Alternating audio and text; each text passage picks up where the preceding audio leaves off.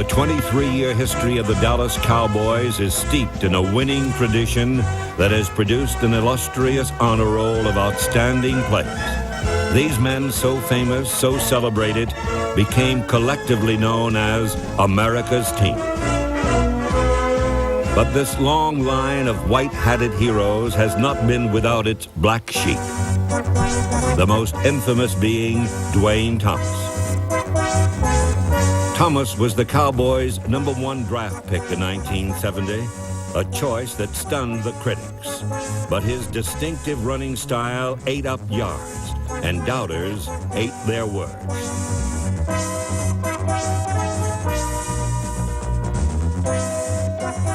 Duane Thomas was a unique player when he came into the league because he had a very unusual gliding motion when he ran. He would look like he was going maybe 3/4 the speed, and then he would see an opening and would have a very, very smooth burst and a very good feel when he got into the secondary. Thomas gained over 800 yards in his rookie year, and his rushing average was the highest in the NFL. He could also block and catch. He was a complete running back, cast in the mold of Jimmy Brown, who appeared to be a model team player. And it was something that I didn't mind doing. I didn't mind paying the price to win, because that's what I was there for. You know, people unite on the basis of what they have in common. And football was something that we all had in common, and we united on that. And we were able to achieve this goal, and that had a domino effect, because everyone had something to contribute. The Cowboys won their first NFC championship in 1970, but smiles disappeared the next year when Thomas proved a goldfish can behave like a shark in the same fishbowl. I thought he was going to be one of the greatest running backs of all time. And then, unfortunately, something happened in his second year that changed his whole attitude, and then it got to be very miserable to be around. During the off-season after that year, it looks and appears that he did get on drugs after that year. No, and then it wasn't when he came drugs. back, you can never tell what he was going to be. Throw him like under the any bus. given day. You might walk by him one day and he would say, you say hello to him, and he would say hello to you. The next day he'd say, hey, leave me alone. Yeah, don't talk to me. These forces, whatever they were, whether it was an agent or his feelings towards life, he went into a shell, and he was tough to communicate with, and it affected his play and affected his opportunities in the National Football League. 1971 was the silent season of Duane Thomas. A loner, isolated from the team, he became an enigma known as the Sphinx. I made a statement prior to going into the season. I said, gentlemen, this is my last interview. Believe me. Because what? I'm going to work. That's why I was brought up. Because we were brought up this way. When you're working, you don't talk. Because you get more things done. In 1971, although Thomas ran silent, he ran deep.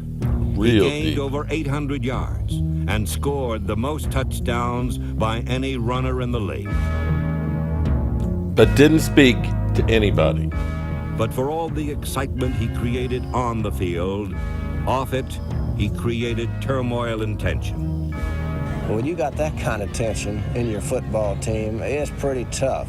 And he would be in a meeting room, and he'd have his head down, his eyes closed the whole time. He'd never look or talk or anything in the meeting room. At the early meeting, you were considered late if you didn't answer your name when it was called on roll. And so Duane never answered his name. And usually they would skip over it. This one particular day, the guy who was calling roll, for some reason decided that, Duane was going to answer here or, like everybody else. And he said Thomas, and Duane said nothing. He said Thomas. And finally, he said Thomas maybe 10 times, and Duane didn't say anything. So I think it was Mike Ditka stood up and said, well, Duane, if you're here, why don't you answer like the rest of us? And, Duane sort of looked at him and smiled at him, and he was sitting in these, we were sitting in these little elementary school seats, these primary school seats, and he just took a seat and reversed it. and face the back of the room. I would have probably suspended any other player that would have. But he was so good and helped us win, did. so I put up with his shit. The tolerate him is that he never made any errors when he went on the field. So obviously he's listening and he was studying. And the result was we were able to go to the Super Bowl, but it was almost unreal the way he was that particular year. Thomas almost burnt down the house the Cowboys had carefully built. But he ran through the fires like a man wearing an asbestos suit.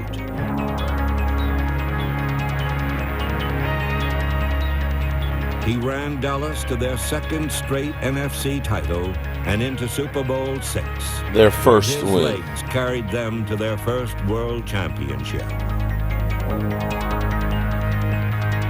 Not lost amidst Super Bowl euphoria was Tom Landry's uncharacteristic coddling of Duane Thomas. I'm going to leave it right there. Hello, good people. Mark Holmes here, and as always, I want to say thank you all for watching, commenting, subscribing, and being part of the Joe Boo Sports Report. Without you guys, as well as you ladies, you know that this literally, and I mean literally, does not work. Hope everybody's having a great Monday. We got all kinds of things that are going on. You're probably wondering, why did I go back to 1971 and bring up Duane Thomas? Here's the thing. It's funny how we all think that things that happened in the past, man, that's just old. You know, Mark Holmes, you old. See, I want you to understand, I was in elementary school when this happened. I remember the game, the Dallas Cowboys beating the Miami Dolphins. I remember them losing to the Colts. Okay, I was a little boy. But the thing is things have not changed. The reason why Duane Thomas, even though they tried to say, well, we think he was on drugs or, you know, something. No, what it was Duane Thomas came out, led the league in rushing. And at the end of the year, he said, I want more money. I've outplayed my rookie contract here. I want to get paid more money. And Tex Stram, the original GM, we've only had two in the history of the Dallas Cowboys. The Dallas Cowboys were America's team, but they didn't pay you. They did not pay you. In other interviews with Duane Thomas, you know, and it's not just the Cowboys. This is just throughout the NFL. But they don't want to pay you. He was leading the league, and he said, listen, I just want some more money, because he's making like $15,000 a year. I led the league. You know, I got the Cowboys record, 4 touchdowns in one game and everything else. And they're like, no, we don't redo contracts. You going to play on that, and that's that. And so he said, okay, then I'm just not going to talk. That's my protest. I'm going to be here. I'm going to take the little check that you got, but I'm not going to be happy and be your buddy. I am here for Duane Thomas. I'm here to do my job. And another point in here was, when you're talking or when you're not talking, you get more work done. Micah Parsons. I'm not saying be Duane Thomas, but take a little note of that. And what happened, it's actually tragic, because at the end of the year, after they had won the Super Bowl, and he went through the whole season of not doing any interviews, talking to his teammates and anything like that, the Cowboys kind of said, you know what, we're going to go ahead and get rid of him. He went to the Chargers. That ended up being, basically, he was there for one game, didn't play. He ended up going to Washington for a year, and that was it. But that was a guy who had the potential to have been one of the greatest players in football. And see, here's my point on all of this. You're all wondering still, why are you bringing all this up? Because you have to understand that it is a business, first of all. But you have to also treat people like they're people and get them into the fold. And see what the Cowboys do, and it kind of drove me crazy listening to Stephen Jones talking about They got to understand that, there's no state taxes here, in Texas, and you have the opportunity to do, a lot of endorsements and things, that there's lots of money elsewhere that you can make. Okay. That has nothing to do. It has nothing to do with the job that I'm doing that others getting paid for. Because, let's say, for example, okay, let's get crazy here. What if I made 6 figures from doing YouTube, right? If I made 6 figures doing YouTube, and I go to a job and I say, hey, I got to remodel your kitchen and stuff. Well, they say, well, you do YouTube. So you're making 6 figures doing that. So you should be giving me a discount because you're making money doing that. It's like, wait a minute. That's got nothing to do with the job right here. It's got nothing to do with this job right here. You're asking me to do a job. This is the scale of the price tag for the work. This is the scale all throughout the NFL. So why am I supposed to give you a discount when, on top of it, you're living in a $5 million mansion? Okay? Wait. You understand what I'm saying? Whether or not I make money doing YouTube or whatever, or anything else, has nothing to do with me coming to your house and doing your kitchen or doing your bathroom or building your deck. That is a separate job. And I should be compensated from you. And a lot of people will get jealous that, as a general contractor, they'll be like, you're making whole kinds of money, man. You're making money off of me. It's like, bro, if I'm a contractor and I can't make money, I'm not going to be a contractor for very long. And I can't get you work. So I want you to make money so I can make money. It's a two-way street. So this whole thing of, Jerry yesterday basically saying, when he was asked, well, do you think Dak Prescott's better than Jordan Love? He's still holding a grudge about the Green Bay game. Because when it comes to them boys kicks, what's up? When it comes to answering about Mike McCarthy's contract extension, Green Bay. Listen, you got to move on, Jerry. You got to move on, okay? Because what you're doing is you're letting your frustration, your anger, whatever you want to call it, from the Green Bay game affect how the team is going to play in the future. You are literally making the team worse, holding a grudge. You got to move on. You can't change that game. You can't. And if you keep on doing what you're doing, where you are literally, belittling the players and telling them you're not worth getting paid the highest amount.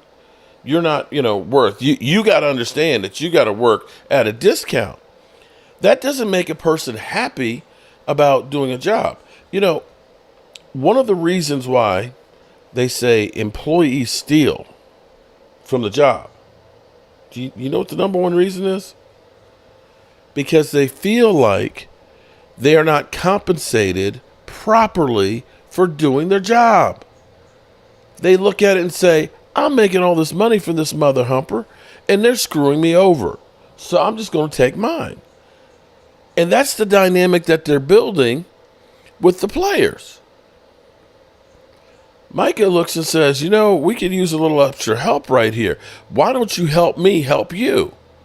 Oh, no, we can't afford those guys.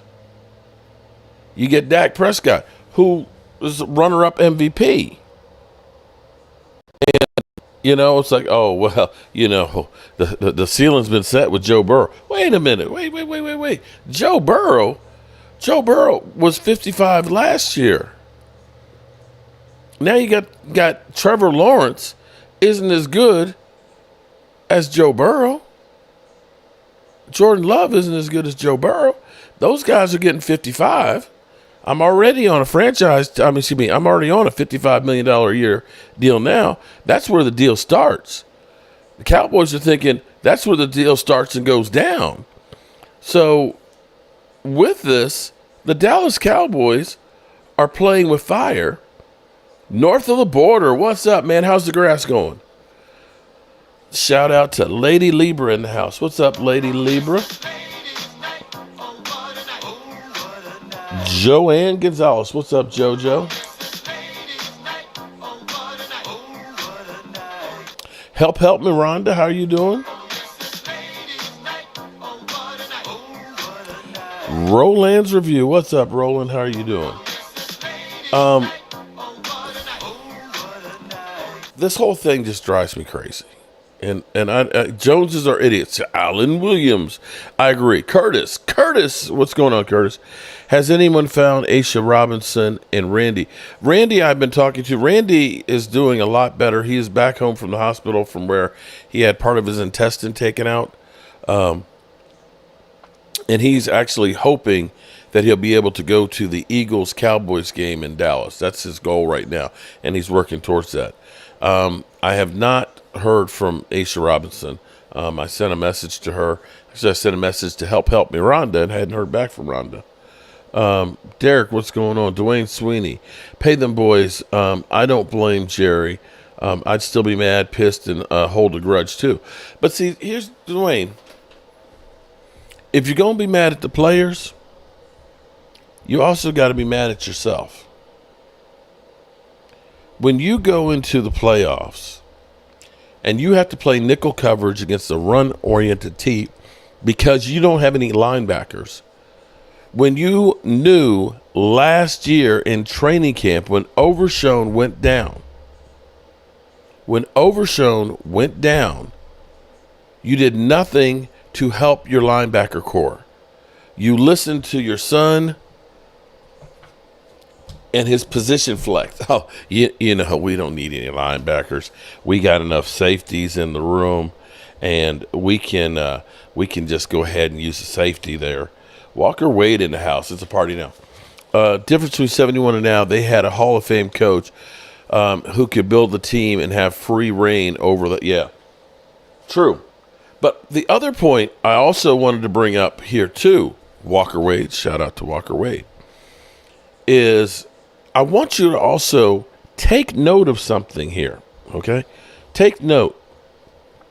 Roger Staubach will always be my favorite Dallas Cowboy player, okay? I know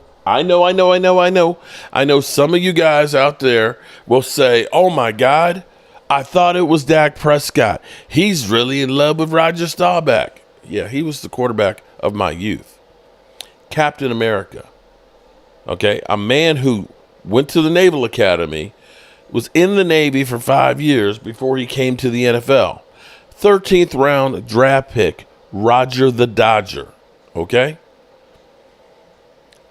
As great as Roger Staubach was, guys, guess what? The Cowboys didn't win it solely on Roger Staubach. They had a thing called the Doomsday Defense.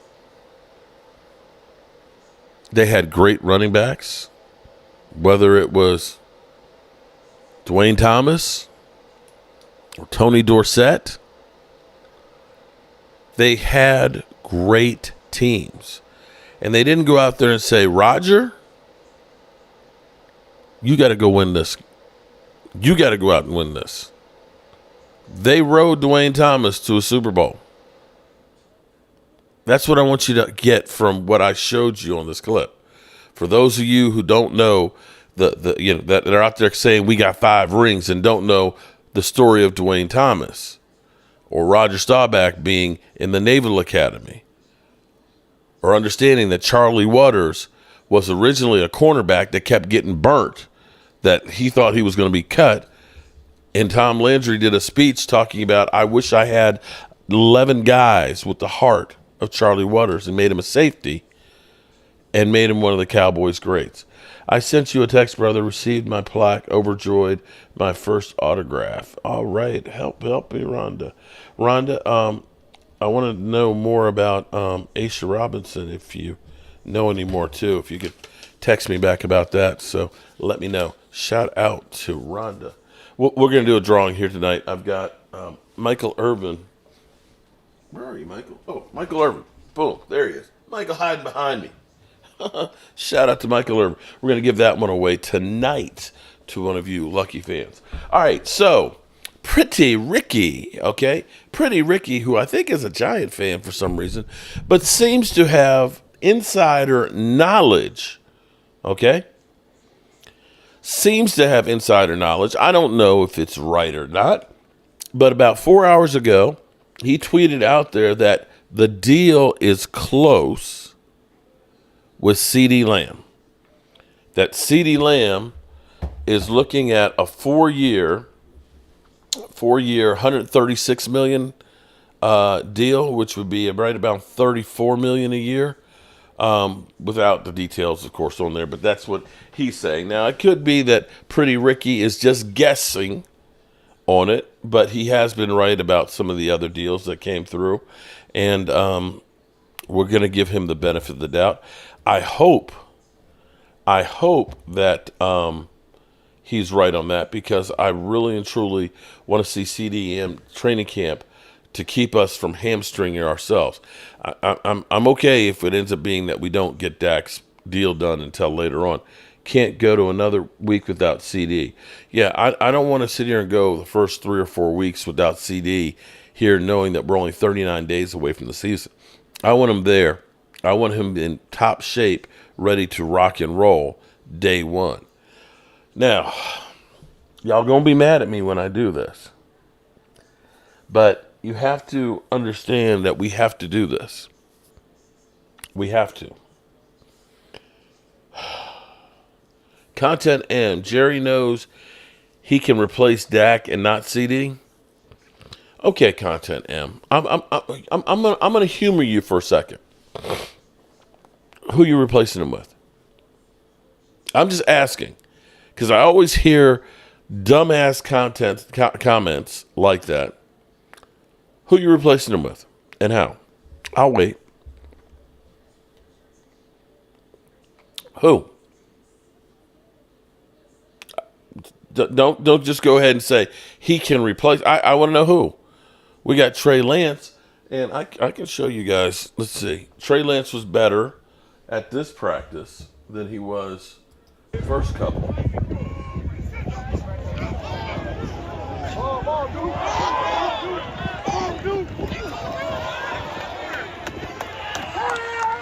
That was better.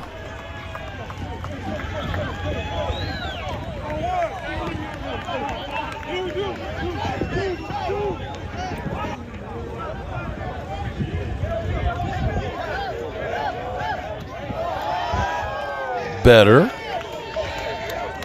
But I'm not ready to give the keys to the kingdom to.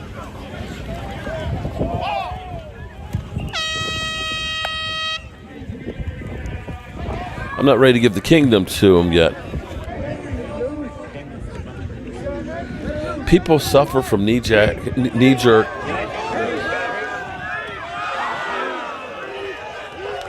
Oh, that was a pick.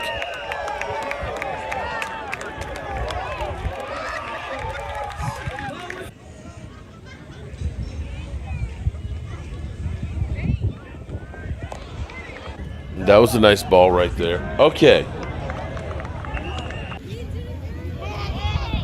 Oh, is Asman talking about Pink still? Where he came in last year, obviously at the very end. All right, there we go. So Trey Lance is looking better, but still has a long ways to go. But Content N, I'm waiting for it. Read my comment. We can build a team with 6 great players with Dak's contract. First of all, Purdy came into the league from where? Well, Purdy came into a good situation where he's got the best running back in football, one of the best tight ends, a really good offensive line, a great coach, and a couple of really good wide receivers.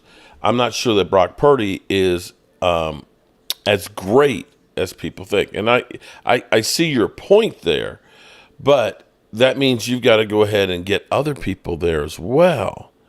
So I don't think we have the same amount of talent, not to mention the defense that San Francisco has.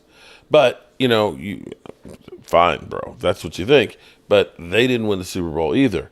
The hardest position, I'm going to say, Content M, is to find a quarterback. And I'm going to say that the Cowboys having Dak Prescott, and you can disagree with me all you want, which is the great thing about being an American citizen, is we can disagree and be okay. Casey Stewart, shout out to Casey. Casey, waiting for another video from you, girl. Yes, with Dak's money. I'm going to say I don't think that's going to be the case, because that would require Stephen Jones to actually spend some money. Because Content M, here's the thing. When the Cowboys had Dak Prescott at $680,000, and then the next year, $680,000. And the next year, $680,000. And then the next year, for $2 million. The Cowboys didn't build anything. They didn't go out and sign anybody of note. We got guys like, Dontari Poe and Clinton Ha-Ha Dix, George Iloka, Alfred Morris. Bottom tier guys. And the other part of your argument here, yes, this year Dak Prescott is a $55 million hit. This is true. But after being franchise tagged where he had the $32 million hit, the next year was only $17 million. The next year was $19. And last year was only $26. So we've had a lot of years where Dak Prescott's contract number was well below the market throughout his career. And the Cowboys did nothing. Nada. Zero. Zilch.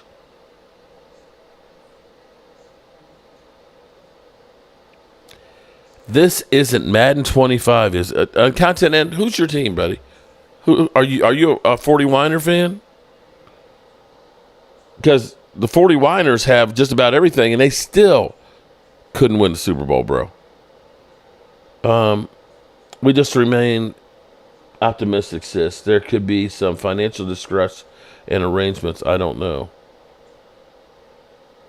Joanne Gonzalez, what's up, JoJo? We're going to be fine, everyone. Game time? Shout out to Game Time here again. This is going to piss you off, Game Time, but I got to play Stephen Jones. And what I'm going to do, Game Time, I don't know what you're doing. I'm going to send you a link while I'm playing Stephen Jones, okay? Because this is important. I know you don't want to hear from him, but you have to understand the mentality of the guy who is going to be the owner of the Dallas Cowboys and who is running shit. I understand people get caught up in average money per year, and I understand that. But when it comes to CeeDee, would it be fair to say maybe the point of negotiation is more total guaranteed money as opposed to year-by-year value? Yeah, it all comes into play at the end of the day. I mean, that's part of the art of the negotiation is to mix and match and trade off. Obviously, cash flow can be very important to these guys. Guarantees very important. Obviously, how we structure it to work around our cap situation, knowing, hoping that the cap historically, has done this in terms of, going up every year. It's not always a given. I mean, we had the COVID year, and so not always a given. See, that's key right there. You said it's not always going up. Structure things that give you, you ladder that out so that the cap situation can work for us. But, it's just a lot of moving parts to it, especially when you're talking about the type of numbers we're talking about for CeeDee and Dak. It's, it's real money. I definitely understand why those two get the focus. Is it advantageous from a long-term planning aspect to try to get Micah done now as well to potentially spread some of that signing money, bonus money out? Well, Micah's a year removed. He's 1 year trailing on CeeDee. So, typically these things really don't come to fruition, till this year in terms of their, number of years in the league. And, as far as Micah and CeeDee, in other words, we're not paying him this year. Another 3 years. So, right. Everybody gets uptight thinking, well, we're not going to have CeeDee. Well, CeeDee can't go play anywhere as long as we have our tags. Now, at some point, 3 years from now, if we don't have one of them done, then we'd have to make a decision which one to franchise. But, can't franchise Dak. That we'll get this done. And CD and his team are working with us. It's very upbeat and cordial. And same thing with Dak and Todd, and feel the same way. So it's just a work in progress. I know everybody'd like to just put it on the back burner and move on from it, but, it's part of it. He said long-term, planning thing, and Kevin's very good at keeping his checkbook balance, and he makes plans like that. He budgets that way. Oh, like, hey, it's coming at me. I got to fit. Content M, kiss my high yellow hind parts, dude. It's not solely Dak Prescott. In the same way that I pointed out, jackass, that it wasn't just Roger Staubach out there winning on his own. He did have what is known as the doomsday defense. He did have great running backs. He did have great Hall of Fame offensive linemen. The thing is we keep asking Dak Prescott to be able to do everything by himself and putting it all in one guy, while we literally have an owner here who won't do shit to try and help the players on the field. I don't know what your team is, but I know one thing. When San Francisco looks and says, we have a hole, let's check and find out how we can fill that hole. Not just with a warm body that's breathing, but an outstanding player. They said, we need a running back. They go get Christian McCaffrey. They say, you know what? We need a left tackle. They go out and they get Trent Williams. We need help on the defensive line. They go out and they get Hargrave. We need a defensive end. They go out and they try and get the best pieces that they can. The Randy Gregory was available. Not that it ended up working out great. And Chase Young. But they went out there. And you can look and say Randy Gregory or Chase Young are bigger moves than the Dallas Cowboys have made anywhere in free agency. So take your trolling ass somewhere else, because I don't give a rat's ass about what you think, bro. I don't care. I don't care. And Game Time, how you doing, man? You are muted, Game Time. Unmute yourself. I'm getting my act together. Get your act together. Everybody? Damn Entertainment. What's up, man? Long time no see. Shout out to him. Mike Tyke, the thumbnail's hilarious. Dak smoking a friggin' cigar. Okay. You know what? What's going on, Mark?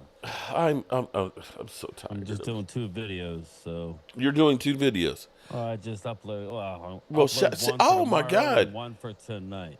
You're taking my advice, and you're putting in that extra work there. Dude, man, I'm rolling here. We're rolling. What's up, Alan Williams? How are you?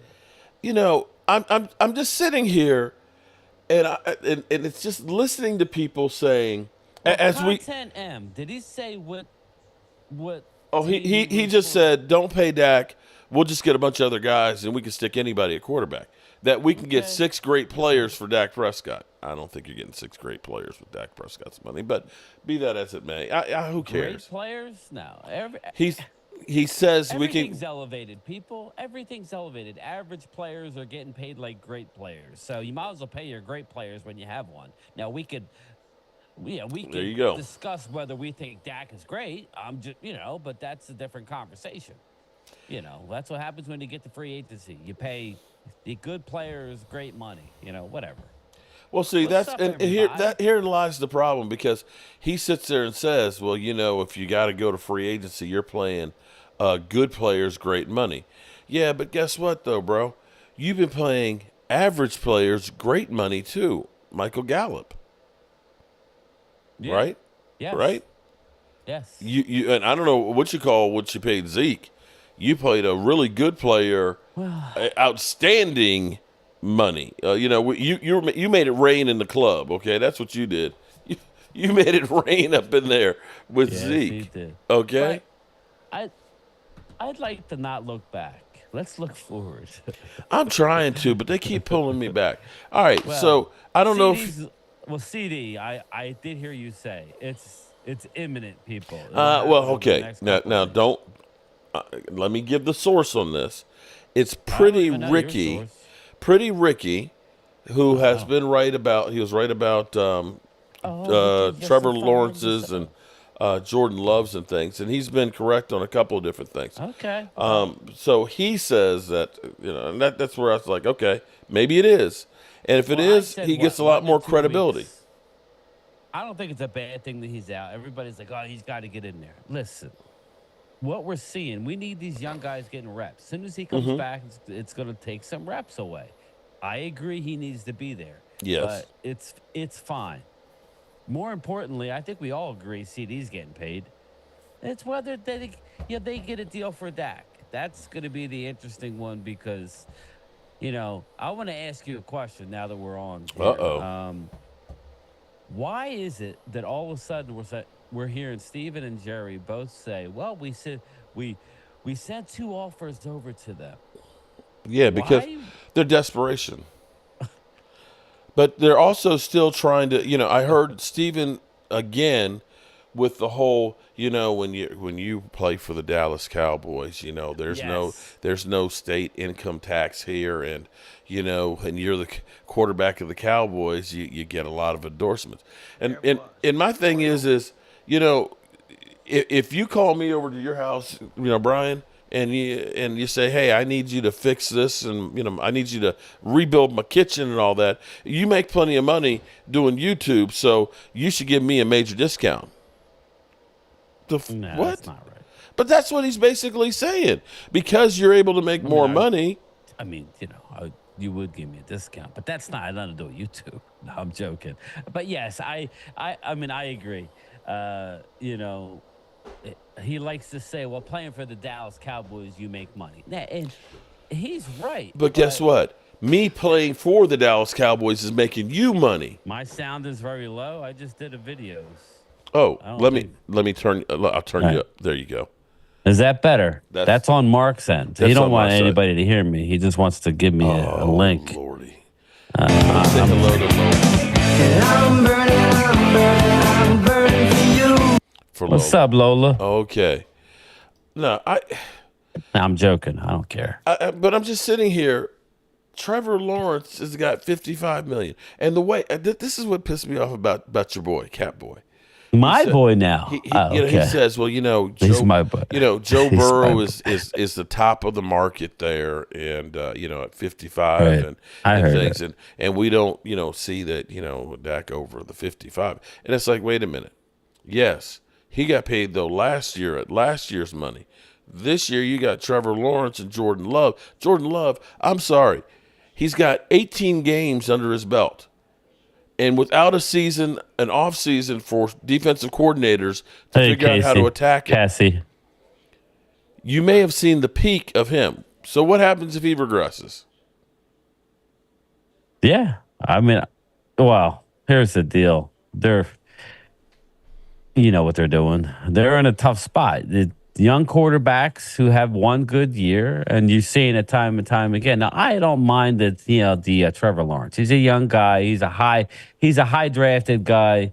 Fine, but look at Jordan Love. Look what they did to him. They gave him all that money off of basically beating the Dallas Cowboys. That's it. Now, he did have a great second half of the year. Rhonda Lovelace, say my name, Mark, again. Oh, man. She wants you to say it in a sexy voice this time. Rhonda. There it is. Ooh, how you doing, Rhonda? Lovely Sparks. Look, we need to get the angry cowboy to send her a message. Rhonda. But anyway, okay. Yeah. So I'll be curious to see. I made a joking statement, man, but wouldn't it be funny if they signed Dak, CeeDee, re-signed McCarthy, re-signed all the coaches, maybe they want everybody all in, and then everybody's locked up before game 1. I don't think that's going to happen, but that would be interesting.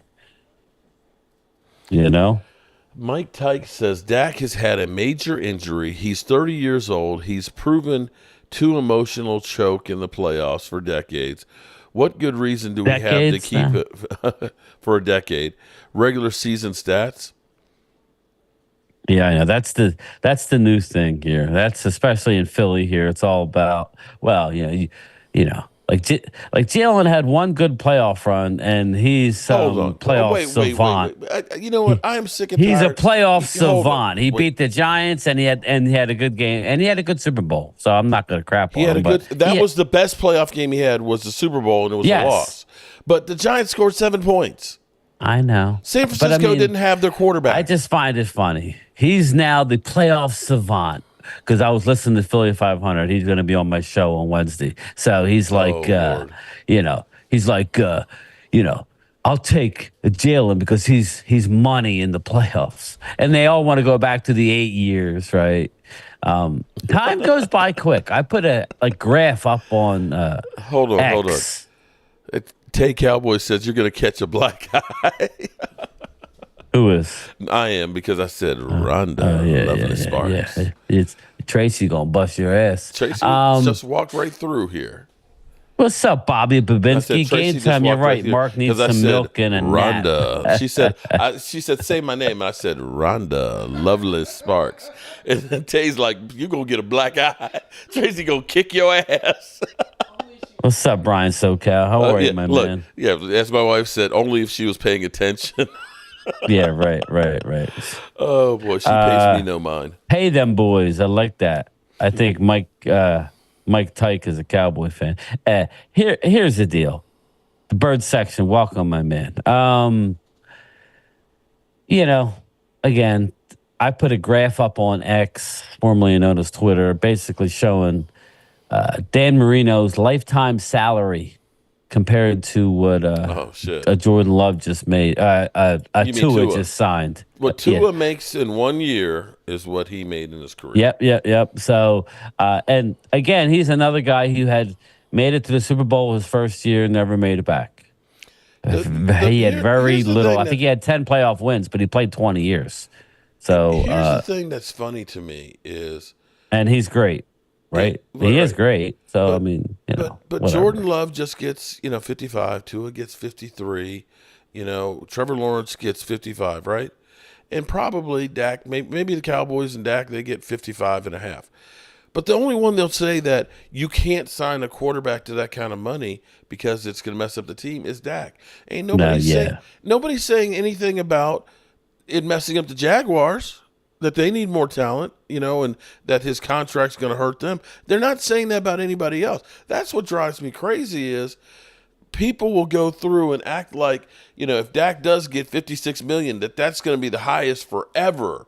What do you think they offered him? And do you think that, like when Dallas comes out and says, we know how the Cowboys are. They probably offered him like Kirk Cousins' deal. Like when they say, we offered him a deal.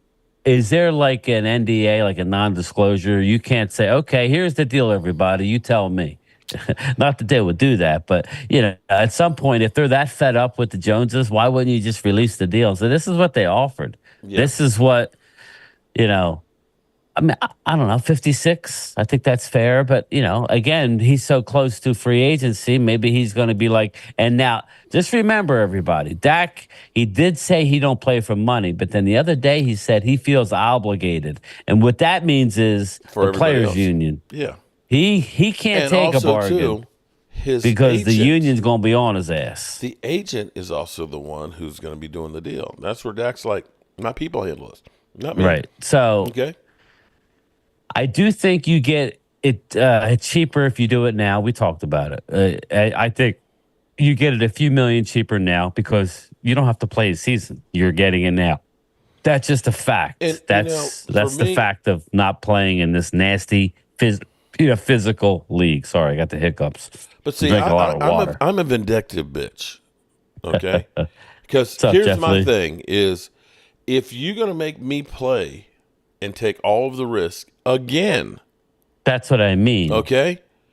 And I go through unscathed and end up being, like I did last year. Dustin. You're going to pay through the nose.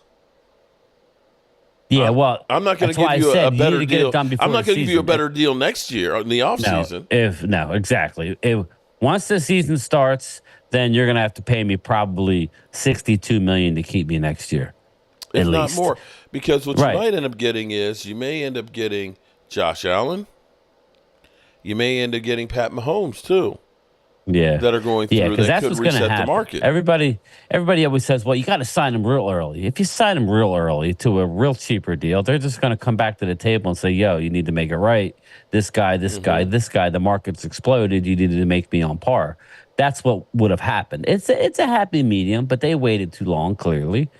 Here's what I'm going to say to Mike Tyke is, here's what's crazy. I understand your little frustration. Tyke. What's up, Mike? And things, but here's what I want you to think about.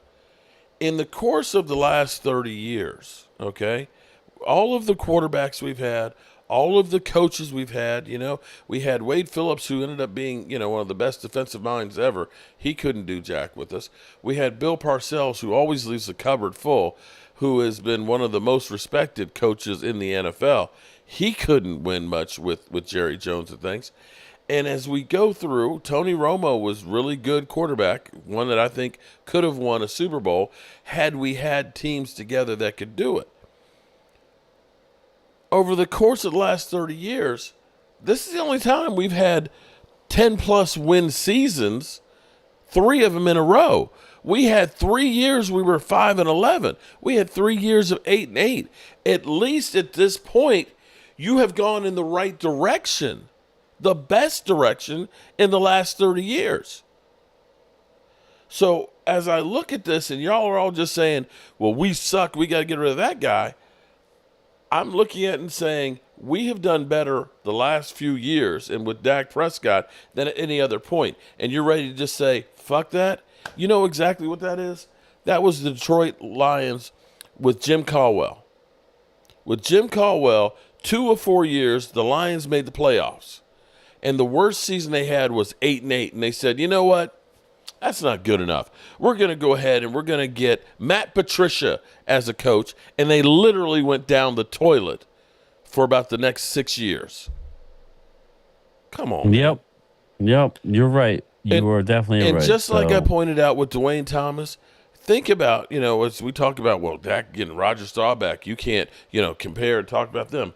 Roger had some really good offensive lines and had some really good running games and some historic defenses.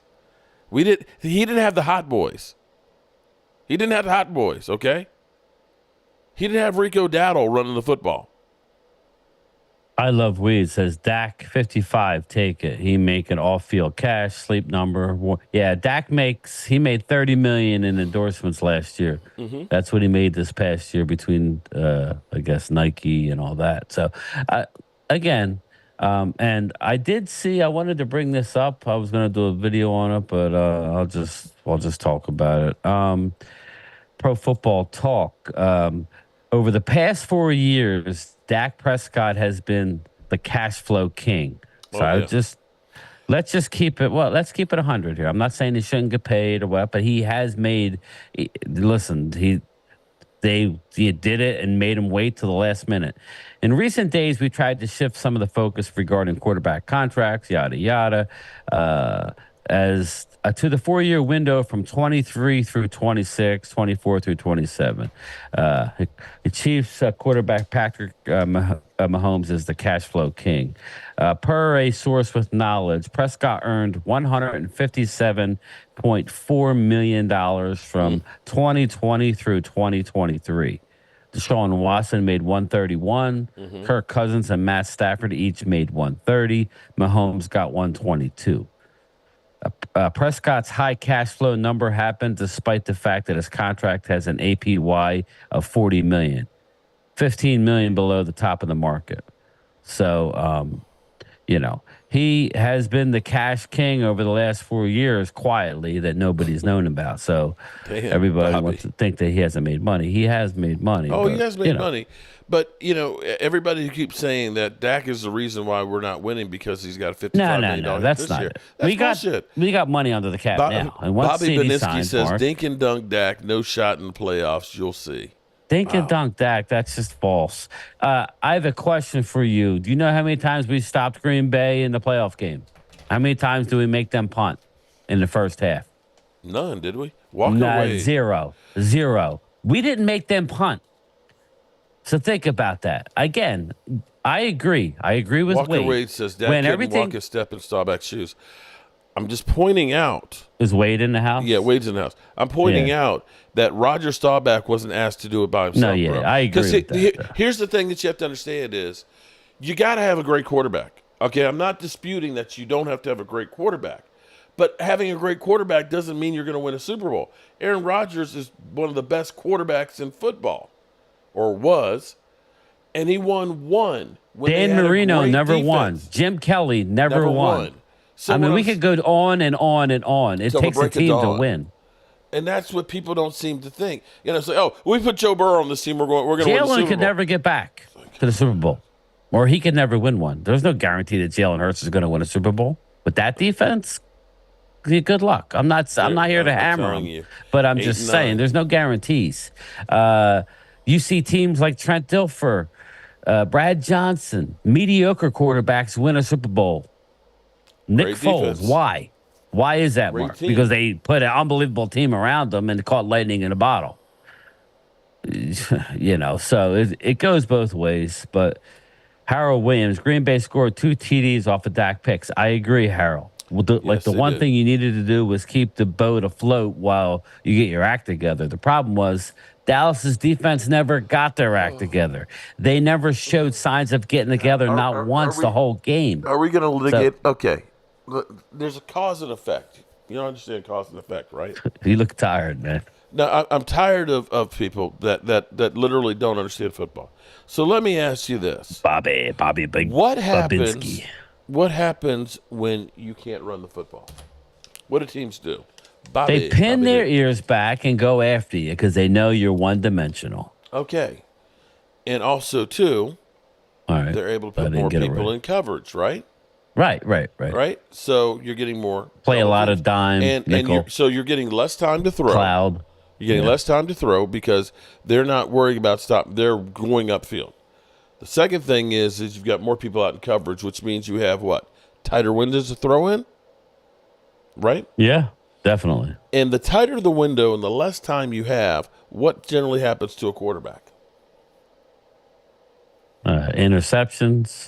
Incompletions. Your numbers go down. Your rating goes down. So when you have a receiver that has a couple of drops, when you don't have a running game, and your defense isn't stopping anybody, you become one-dimensional. And one-dimensional in the playoffs and shootouts, unless you've got Pat Mahomes, don't work. Yes, Dak threw the interception, but let's look at it and say, was it just like he was, what was the Steeler quarterback? Neil O'Donnell. Where he just literally just threw it straight to our guy? Or were these contested passes where we needed to make a play and you had no choice because we got to get this there? And that's what people don't seem to understand. All of this stuff is cause effect. We're behind. We got to hurry up and catch up and make some points quickly. We can't run the football. We're getting more pressure on the quarterback. We're having to throw in tighter windows. Sorry, that's a pressure cooker. It just is. And listen, here's the deal. I don't want to go back to Quincy Carter. If there was another option, they tried the Trey Lance thing. Now, he looked better yesterday. He did look better. So, again, I've been hard on him, but I'm trying to keep it as 100 as I can. When I see something good, I'm not just going to say everything's good because they're in shorts and a helmet and everybody kind of looks good, but not really. There's some guys not looking good. You don't even have pads. But the majority of our rookie class is balling out, not like last year. So it looks like we hit. You don't even have pads on yet, okay? I know, but you can tell what you can tell. Okay. Yeah. That's remember, crazy. we were sitting there saying, man, why would they take Marshawn Nealon? Why would they do that? Well, thank God they did. Because, Mark, they are all ecstatic that he's actually showing actual pass rush skills. He was likened to D-Law. They say he's stronger than D-Law in the way he's just a stronger physical guy, more physical DeMarcus Lawrence. We are going to hit a nice one there. I know there's no pads, but we need to, man. You know how bad it has been with second-round picks? Forrest looks good with that one. He is a dog in the best sense of the word, dog. Mozzie's got a great attitude, working his ass off. There's a lot of bright spots. I have a video coming out at 10:30 tonight, and it breaks down yesterday's practice. So check it out. But we sitting here again, I'm supposed to be the franchise player, and we're in here we talking talk about practice, not a game. But Kalen Carson, well, a couple of Eagle fans would laugh at me when I would keep bringing up his name. They're like, oh, you're talking about some ass cornerback, some nobody that you're holding your hopes on. Some nobody. He's been with the ones. I know Trayvon's out, and they're making sure he's ready to go before they, bring him in. They're not going to rush him.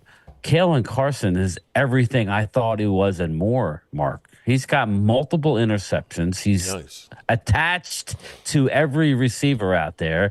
He got beat once. Dude is legit. They had a 3rd-round pick, by the way. They had a 3rd-round grade on him, and they got him in the 5th. Yeah. And sometimes you get lucky and get picks like that. That's what happened with CeeDee. He fell to him. With Sam Williams going down, the question can he flick it? Is will they go ahead and look and say we do have Marshawn Nealon? Or, I imagine they need more help. I imagine they're going to bring in somebody. We had Carl Lawson. Yeah, I'm glad you did that video. But, I mean, he was injured mostly last year. I think he had He's making a lot of money to stay home, so you're not going to have to pay him a lot. He had guarantees, that he was able to walk away with. I don't know what the answer is, but they need to bring somebody in or be creative in a trade. That's why now that we're having some excitement surrounding these contracts, if these contracts do get done, then they've got some both of them, then now you're going to go out and you're going to go and fill in the holes that need to be filled. So, but quite honestly, I think they need to get one of these done just for morale. CeeDee's getting done, but soon. It's getting to the point where now Cowboys media, the traditional ones that are always there, are getting a little bit snippy and basically putting it out there. Don't buy the bullshit. I think the Cowboys need to make a move just to kind of, throw some meat to the masses to settle down. I agree with you.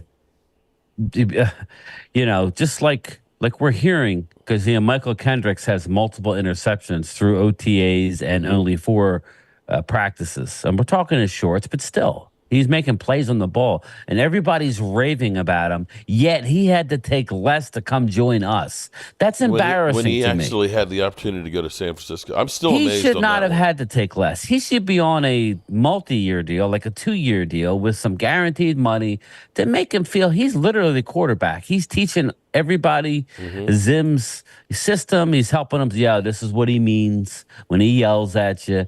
He loves you. If he didn't yell at you, he didn't care. He's like a coach on the field who's actually playing. He played at a very high level last year. There's another name nobody wants to give us credit for. Yet he had 113 tackles last year. It's just give me a break. Damone Clark looks great. I stand by my.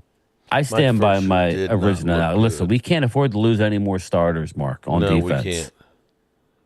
We're very thin. We don't have the depth that we once had. So we're going to have to go outside the organization and be a trade and get a defensive end and or defensive tackle. Mozzie's looking good. Justin Rogers, the other one, Teague's looking good. Denzel Daxon, the other one, technique is looking decent. So they need playing time. So it's not like we need to bring him in now, but by that last preseason game, we're going to know. Hopefully everybody's healthy. Well, we're even asked, that's grass out there, bro. It's not, exactly. It's not artificial turf. That's grass out there. DeMarvion Overshone, he tore his on last year. Overshone tore it. That was actually at the facility, which would have. But there was one that was on the grass field outside. Who else tore their ACL? I guess John Stevens, maybe. John Stevens did, and there's one other one. David Durden. Yeah, David Durden. Most of them are happening on grass. Listen, Mark, I'll tell you, these guys are bigger, more Oh, they're stronger. explosive, faster. Your ligaments are not made to hold this. Your muscles get stronger, but your ligaments and tendons don't. And so you can have your body literally rip itself apart because it is so strong. And flexibility is king on the, and it's just crazy. It trips aces. Don't rule out Gilmore. That's another move. Again, I think they're holding off until they get these contracts hopefully done. And I think you'll see a Gilmore in. There's no reason not to bring him back as a security blanket. I think we're going to move on from a lot of these guys that I don't want to hurt anybody's feelings, but like a Nashawn Wright. Mm-hmm. I think Eric Scott might be traded, hopefully, or I think we're going to move on from some of these older guys. Or these guys who haven't gotten the job done. Yeah. And that's what it should. It's a young man's game. Yeah. Mozzie will come in with a chip. Oh, Dustin, he's got a chip and he's got a totally different attitude. I'm not saying he's going to be great, but Mozzie is already he was screwed up. Yeah. Zimmer's playing the defense that he played in college. Yeah. Just I want everybody to understand that. And now we get more understanding as to what happens. See, everybody has to understand, and I'll shut up, Mark. But Dan Quinn's defense, this is how it goes. Dan Quinn's defense is let's attack the quarterback, and on the way of getting to the quarterback, let's stop the run. So he wants all of his guys athletic, more on the thinner, taller, athletic side. Mm-hmm. Zim does not asking you to go after the quarterback as far as your D tackle, as far as your one tech. You would just have to fire off the ball and take a double team. Bobby Benitsky is our winner. Bobby, you're the winner, buddy. Email me Cowboys. So that's the difference. Gmail. So that's the difference. Yeah. So we should all be excited about what's happening. We just can't have any more injuries. Think about this, okay? When we had the change-up of Mike McCarthy calling plays versus Kellen Moore, Mike McCarthy basically said, we're not scrapping the whole playbook. We're going to scrap about 30% of it. He said, we're going to speed things up, and basically that was by cutting out the combination routes and things. He said, we're going to simplify it. So, people took that as, oh, well, Dak's not smart enough to be able to play in a complex offense. No, you idiot. That's not the case. The thing is if you have questions on your offensive line, you don't want to hold the ball for very long. And if you can get the ball in people's hands while they're moving downfield, they're going to be able to make bigger plays, which is basically the West Coast offense, okay? Joe Montana was not a big arm. And, people who talk about dinking and dunking, you know how many times Jerry Rice went across the middle on a short pass and took it to the house? It's predicated on getting the ball to the players in motion quickly. Your quarterback takes less snaps. There's not as many combinations there where you end up making mistakes. And this is going to be interesting to see Jalen Hurts doing this. So, yeah. They're getting a lot of love now. He's perfect in practice. Big Spank Dog, how about this show? Listen, here's the deal. Dan Quinn is going to instantly help your team. I'm not saying he's not. He instantly helped us. He's a hell of a coach, but, and there's a big but, he wears his welcome out. He gets to a certain limit and can't take it any further. Mm-hmm. I'm just telling you. So get ready. He's going to help you guys out. If we slip or the Eagles slip, the Commanders are not going to be far behind us. So you got a good coach. But, again, we'll see. Thanks, Curtis. Here's what I'm going to try and do here. Who's a coward? Content him. Who's a coward? I don't know who he's talking about. But what I wish for, I wish people would just take it down a little bit because I'm sitting here. I looked at Dan Salio's show. Somebody have a Snickers, man. Give Content M a Snickers. I'm not. It's Monday, and they are literally. I'm not even on the channel. They're just trashing me, and I'm not even there. It's like, people, life is short. Why y'all wasting time with so much hate? Seriously. When we get Micah, when we get Micah, big spank. Well, Micah says he wants to be a Cowboy for life. Yeah, again. Dallas don't let go people they want to keep. That's the bottom line. They may pay him way more than they should. He ain't going nowhere if they want him. We'll know a lot. If Jerry gives Dak his contract, then what? Then it frees up a lot more money. We got some money where we can talking actually about? do some other things. If Dak signs a new deal before the season, that adds about 30 to 35 million on this year's salary cap, which they can either roll over for next year, which they probably will, or you would roll they could a lot actually of that go over through and maybe do something like adjust. because CD's going to give you 10 at least, maybe 12, and we already have 12. So stop it. Listen, if you're going to argue, good. Let's have a good debate, but that's just false. Now, here's an interesting take that I heard from Pat McAfee, which I think I talked about a couple weeks before too, is Jerry Jones was kind of talking about the lawsuit, where they have to get a bond for $14 billion. Yeah. And so, and he's also saying that, I think it's going to get settled. I think they're going to get screwed, and this salary cap is not going to go up. That's the question is, right.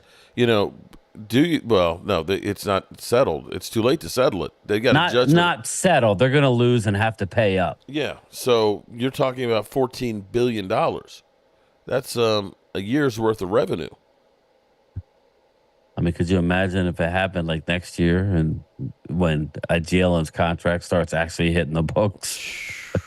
That's why don't expect the Eagles to be making these. Logan, don't expect your squad to be. I keep hearing they're going to trade for the Pittsburgh D lineman. I don't think he fits with you. Mm-hmm. I can't think of his name. Help me out with the name offhand. But that's the rumor that the man of the year. I think Hayward? Yeah, him, Cam Hayward. Oh man, okay. I think Philly 500 is on to something when he says Matthew Judon. I think there is some smoke there with Judon, and that would be a great pickup for them. But again, they've spent a lot of money, and with the uncertainty with this, NFL ticket stuff, DirecTV stuff, I don't know that they're going to go that big. They spent a lot of money, and I think they're going to be watching their money. If not, they would have gone out and gotten a stud linebacker. They're going very young on defense, and they're relying on a lot of rookies, which is exciting for Eagle fans, but there's a reason for that. Because their veterans didn't bust a grape last year. Cam Hayward wants to be a Brown. Yeah, well, Jalen Carter's going to be fine, but Davis is not looking great. Just letting everybody know. It's in shorts and a helmet, but he's not going to be a 3-down player, people. So they're going to have to rely on other people. So Jerry did build a team that went 12-5 for 3 years. He did. And the sad thing is if you just went a little bit more, because the thing is, it's still, as we look at it right now and say, we're really thin at edge rusher, right? We're really thin at defensive line. We don't have a great running back room. What if we actually had a little more depth on the defensive line? One more stud. Like, let's just say we had a stud to go with Mozzie. Let's say we ended up having a Derrick Henry in the backfield to go with Zeke Elliott. You know what I'm saying? You're preaching to the choir Then, okay, if you had made moves like that and you look and say, this roster is stacked like, say, San Francisco was last year or like the Eagles were, then I'd say, then that's a disappointment that you lost. But you couldn't look at last year and say, we had a great running attack. You can't look at that and say we had great linebacker play. You can't look at it and say we had great interior defensive play. Chase it down with the brown water. Asman's got an infatuation with Pinks. Big dog, and he built a team to win 3 Super Bowls. Listen, again, you could do everything right, as the Eagles did a couple years ago, and still lose the Super Bowl. So at the end of the day, nobody's happy except one team, and it seems like the teams that have the generational quarterbacks are the best. Cassie, got to run. I have studying to finish up my notes. I have 2 major exams this week. Summer classes are tough. LOL. Good night, everyone. Mark, game Good time. Good night, sweet Casey. things. Shout out to you. See you, Cassie. Make sure you study. Yeah, I wonder how the season would have ended without the no catch play. Byron B, people forget the game wasn't over. That was one of those ones. See, and it's still in my mind. It was 4th down and 1. And, DeMarco Murray was having a great season. I might have gone through and tried to just get the first down and eat up more clock because you had Aaron frickin' Rodgers on the other side of the field. Yeah, I made a comment the other day. I don't think Zeke ever made it to the level of even DeMarco Murray. Am I wrong in that? DeMarco Murray put up a killer year. The Green Bay Packer playoff game, his rookie year, was his best playoff game. But I mean, just in totality, I think that DeMarco Murray was a beast for us for those couple of years. Yeah, for 1 year. Yeah, that it just seemed like it was longer. No, his years before were okay. It was just that 1 year where the Cowboys basically DeMarco Murray ran him in the weed. Shit. DeMarco Murray stats. Let's see. Remember the Eagles had to get him? Mark and Brian. I still think that Super Bowl loss. Yeah. Logan, you were the better team that day. I would be bothered for the rest of my life with that loss. See, there's perception and then there's reality because he had his rookie year, 897 yards, 2 TDs. His second year, he had 663, 4 TDs. His third year, 2013, he had 1121 and 9 TDs. He said, okay, we got somebody. And then, of course, 1,845 yards. Then the Eagles signed him. Right. And then it was 700. And then he shit the bed. You're welcome, Logan. Then he went Logan. to the Titans and had 1,200 and then 600 and something. So, Stephen Beatty. Mark, you just said Dak couldn't win because he didn't have as good a team as Hurts. Are we honestly saying that? Yeah, at every position you blamed it on the Eagles team was much worse at each of the spots last year. I don't know. Last year? That's what he said. Okay, the defense of this, and we won the division, and we beat you guys one time and should have beat you the second time. What's up, crazy? But going to that season, let's be clear here. Remember, going into that season, you guys were Super Bowl favorites. Howie was still making wheeling and dealing. And, one thing. Howie vision. Here's the one mistake that nobody talks about that seems to have not really paid off. When he was going through and drafting everybody off the Georgia's defense. How are all those guys doing? He's gotten a couple of studs, but not like the Georgia defense was in college. You know what I'm saying? Yeah. No, yeah. Absolutely. I know exactly the jury is still out on Jordan Davis. You remember, they traded up to get Jordan Davis and gave up a lot of multiple picks. They gave up a lot to get him. Okay? Nolan Carter stinks. Nolan Carter's not doing anything. Nolan Smith actually had a real good day that they're all freaking out about, but it was against a guy who's not going to make the team. And so there you go. Okay. I'm not going to hammer Nolan Smith, but they need. Let's put it this way: they need him to have a big year. If not, they're in deep dookie. So it'll be interesting. Well, game time. We're in overtime here. I know you got to get to work tomorrow. I got a 10:30 premiere coming out. So if you guys want to, go over to my channel and check it out. It's I do just like maybe 25 minutes. I think it is. It's basically going over yesterday's practice highlights. I do a little bit of commentating on it. So, all right, man. Tell everybody where to find you. All right, man. Thanks for sending me a link, and I'll see everybody. And I'll tell everybody where tomorrow. To find you. Oh, they know where to find me. Game Time Brian, check me out. Usually I'm with Mark Holmes, but Game Time Brian. Tomorrow we got another channel member Zoom call. So just look out for that tomorrow night. And then Wednesday I got Philly 500. What are you doing Wednesday night? Wednesday night? I'm going to be going back up to Springfield. Maybe on the down low, I'll send you a link, and towards the end of the show, you can come in and light his ass up. Don't say on the down low, man. That sounds creepy. Whatever. Hey, Mark, maybe on the down low. Philly doesn't know that I'm going to send you a link. Whatever you want to call it. To beat him up over the head. I get just you. like the last, as we're, maybe the last 15 minutes, I'll send you a link. Okay. I would love to get Dan on and then just go at it, but I don't think he's allowed to do anything. See you, Ginger. I'm still waiting on Dan because, in a week and 2 days, we have our show, and I'll be in Oxnard, and I'm kind of like, yo, bro, we need to plan this stuff. And Well, it's like, oh, yeah, I'm going to call you. I'm going to call you. It's like, okay. We'll learn a lot about Dan, you know, in a week or two. Yeah. If he ghosts your ass, then, you know, then you cross. I don't think that'll happen. No. Then I'm going to ghost his show. Yeah, that's what I'm saying, because you're bringing a lot of eyes to him, so. But I'll see everybody later. Mark, thank you. But yeah, I got a premiere coming at 10:30, so I will talk to everybody later. All right, good people. As always, I appreciate y'all, and we will see you soon. Peace. Disrespected yet? Does this defense have any heart? No, they suck. I've been telling you all season, Philly. Shit on you. They've shit on you. Don't you hear me, Jordan Davis, Jalen Carter? It's like they shit on you. They've shit on you. They have shit on you. Don't you hear me?